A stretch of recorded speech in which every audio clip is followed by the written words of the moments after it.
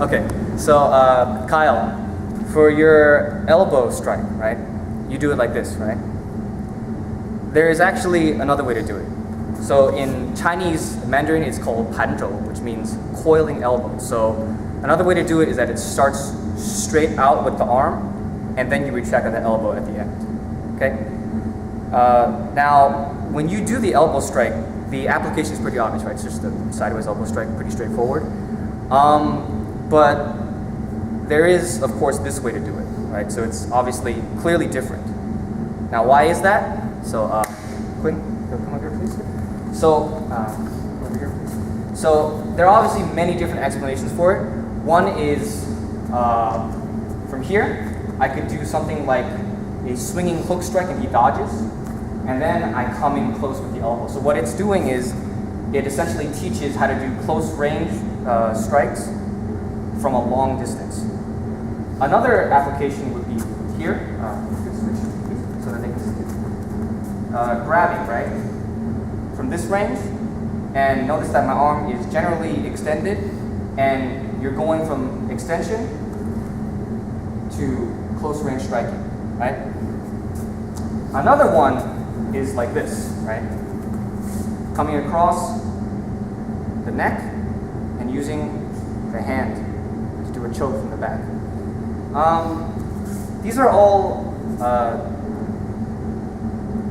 theories that Wushu masters have said before. I'm not going to say that they're wrong, but honestly, I think if I were to do this in particular, he could block this, right? He could stop it. And in my opinion, the rear naked choke that's done in BJJ or Brazilian Jiu-Jitsu is way better, because here, it's much faster, right? And I think it's way more efficient for this sort of application. And I don't even do Jiu-Jitsu or anything like that. But what I think makes the most sense for this application is in shuaijiao, or traditional Chinese wrestling. So, for example, if you were in wrestling range with me, right? Notice in your form, you have a chambering motion, right? And I think I said on everyone's second day of practice that the chambering can be a pullback, right?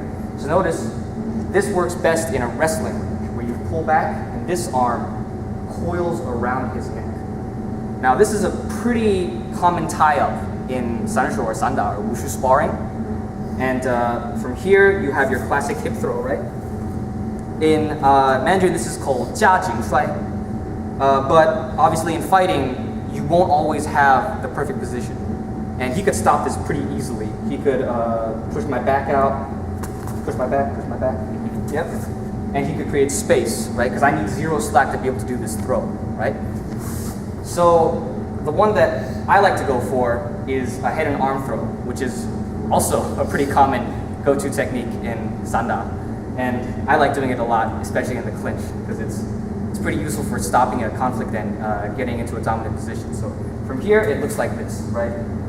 Again, pulling and going across. You okay? Yep, I'm good. Good.